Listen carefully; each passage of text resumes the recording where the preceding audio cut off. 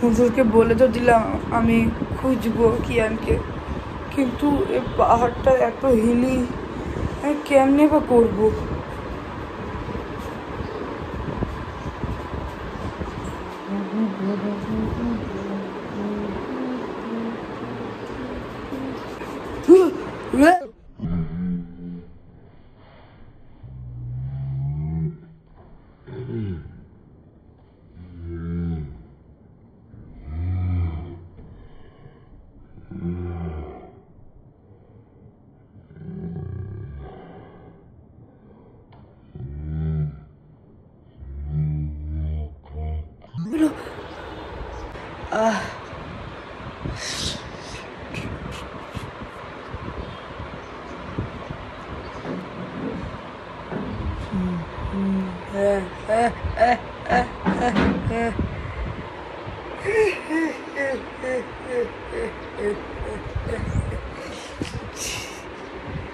কিয়ানকে খুঁজতে হবে, তা তো আমি খুব ভালো করেই জানি কিয়ান কোথায় আছে।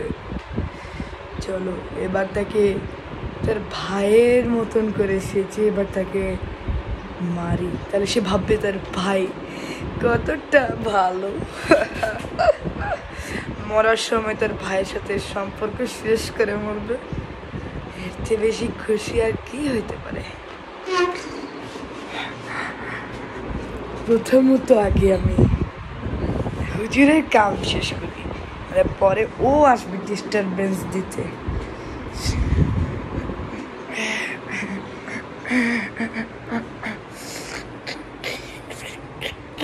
Few moments later.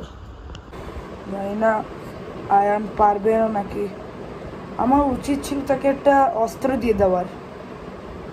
জানি না এখন তার কি হচ্ছে। আয়ান ঠিক মতন কিয়ানকে নিয়ে আসতে পারবে জানি না। হুজুর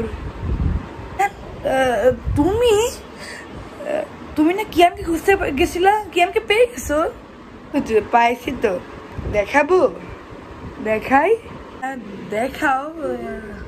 রুকো যারা, সবার করো, এখন দেখাচ্ছি। আয়ান তোমার এটা কি করলো আয়ান? তুমি তো মনে হয় পেনিওয়াইজ। আয়ান ছাড়ো, তুমি এরকম নিজেই বুঝতে পারবে না এখন। ও বুঝলাম, তুমি পেনিওয়াইজ না, তুমি আয়নের রূপ নিয়ে আসছো, কিন্তু এরকম কেন করলা তুমি? তুমি এরকম কেন করলা? পেনিওয়াইজ তুই আমাকেও ছাড়লি না। এবার বাকিটা আল্লাহর উপরে। কিয়ানের যদি কিছু হয়ে যায়, আমাকে আগে ওদের মম ড্যাডকে ফোন করতে হবে। আমার মোবাইল ওইখানে।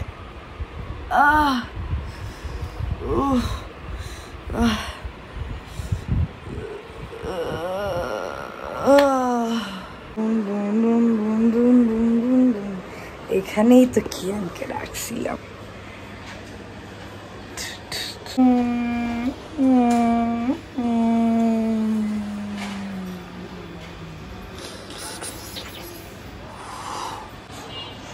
উঠে যাও, উঠে যাও।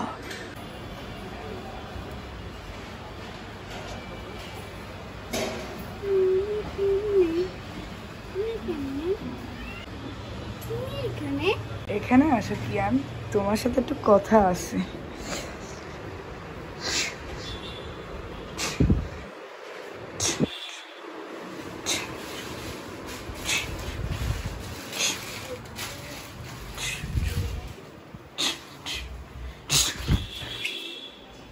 তোমার সাথে একটু কিছু একটা কাজ আছে। তুমি হুজুরের কাছে যেতে চাও? দেখি হুজুর কয়। ভাইয়া তুমি এখানে কেমনে? আমি হঠাৎ করে জানি না এখানে কেমনে এসে গেছি। আমি বুঝাবো, সেটা বুঝাইতে আর দেরি লাগবে না, এখনই বুঝাই ফেলবো।